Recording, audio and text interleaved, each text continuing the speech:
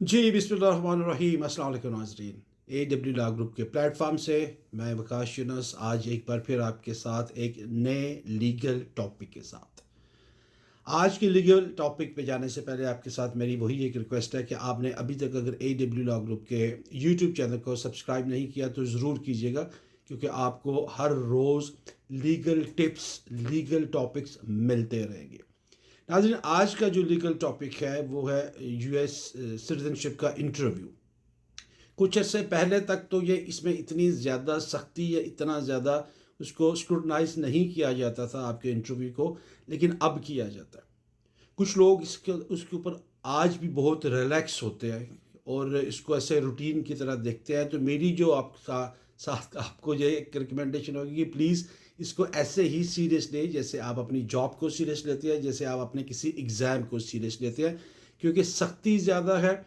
अगर आप अपने आप को थोड़ा रिलैक्स रखेंगे या ओवर कॉन्फिडेंट हो जाएंगे तो एक छोटी सी छोटी गलती भी आपको कई सालों तक डिले में डाल देगी, वो आपको डिसीजन नहीं देंगे।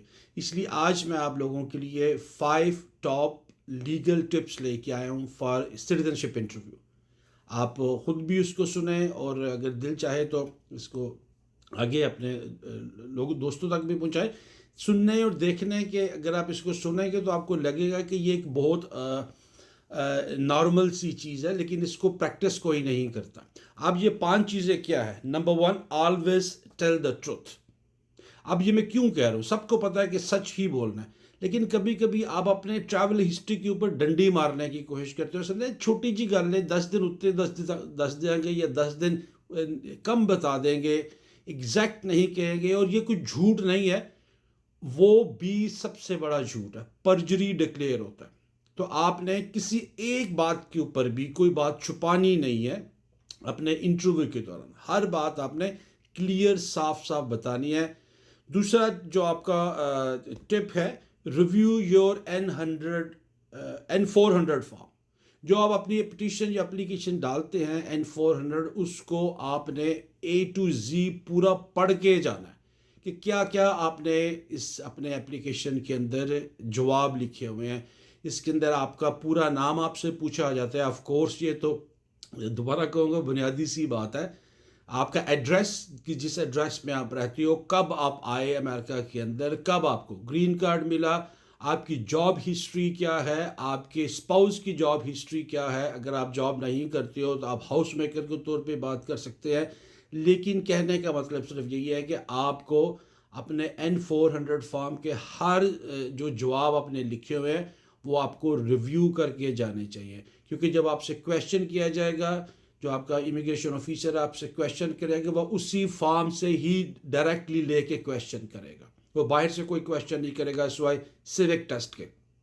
तो आपको अपने फॉर्म को पूरी तरीके से जो है वो पढ़ के जाना चाहिए कि मैंने साल पहले या 6 महीने पहले जो फॉर्म फिल किया तो उसके अंदर मैंने क्या जवाब दिया था। वो जवाब at the time of interview आपका वीज़ा ऑफिसर जो है वो मैच करेगा। इस पे बहुत ज़्यादा लोगों की पकड़ हो जाती है कि साल पहले आपने कुछ लिखा था, फिर जाते हुए इतने ओवर कॉन्फिडेंट होते हैं कि हमने वो रिव्यू ही नहीं करते अपनी मेन एप्लीकेशन, और जब आप इंटरव्यू पे बैठते हैं तो जवाब आप जो देते हैं at the time of interview वो मैच नहीं करता जो आपने अपनी पिटीशन में लिखा हुआ था। तो please this is very important. Third tip आपके लिए, bring all your required documents.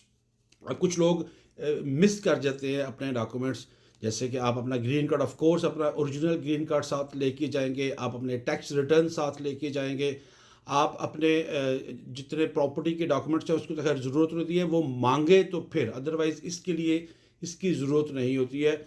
आप अपने टैक्स रिटर्न्स के साथ एक चीज़ जो आप भूल जाते हो वो आपका W2 है।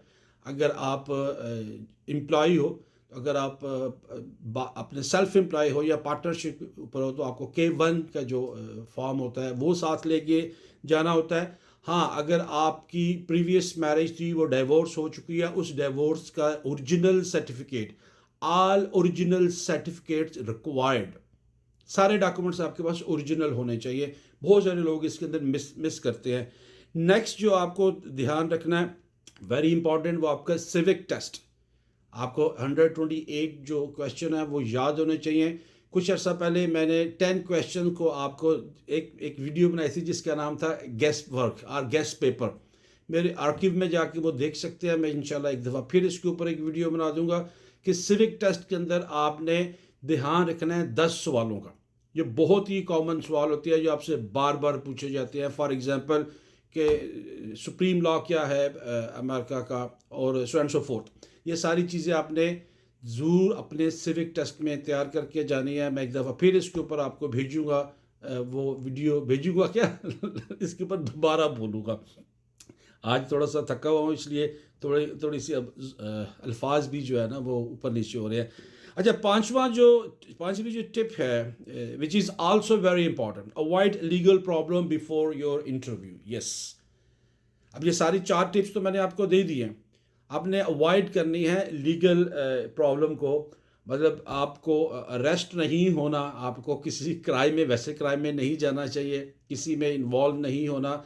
और अगर खुदा न खास्ता आपका कोई क्रिमिनल रिकॉर्ड ऑलरेडी है तो उसको एक्सपेंज करवा के ज़रूर जाएं, एक्सपेंजमेंट ले लें। कुछ लोग जो होते हैं वो अंडर प्रोबेशन होते हैं और अगर उनकी प्रोबेशन जो है वो कंप्लीट हो चुकी हुई है, कोई भी क्राइम में इन्वॉल्व थे, बेशक वो मिस डोमिनियन का क्राइम था, लेकिन आपके पास उसकी एक्सपेंजमेंट ज़रूर होनी चाहिए। आपका कोई भी ऐसा बैकग्राउंड है तो I would strongly recommend you आप अपने अटॉर्नी से बात करें और अटॉर्नी से बात किए बगैर आप इंटरव्यू पे ना जाए। इवन आप अपनी N-400 पिटीशन भी फाइल मत करें before consultation with your immigration attorney. चले, आज के लिए ये 5 टिप मैंने आपको दे दी है, इसको रिकैप कर लेते हैं जल्दी से। Always tell the truth, review your N-400 form, bring all required original documents, आपकी practice English and civic test, और उसके बाद avoid legal problem before interview. इसके हवाले से क्वेश्चन है, feel free to call us 5109368211। WhatsApp number है +1 5103567646। आज के लिए इतना ही। कल इंशाल्लाह एक नए लीगल टॉपिक के साथ आपके साथ हाजिर होंगे। आज के लिए इतना, अल्लाह हाफिज़।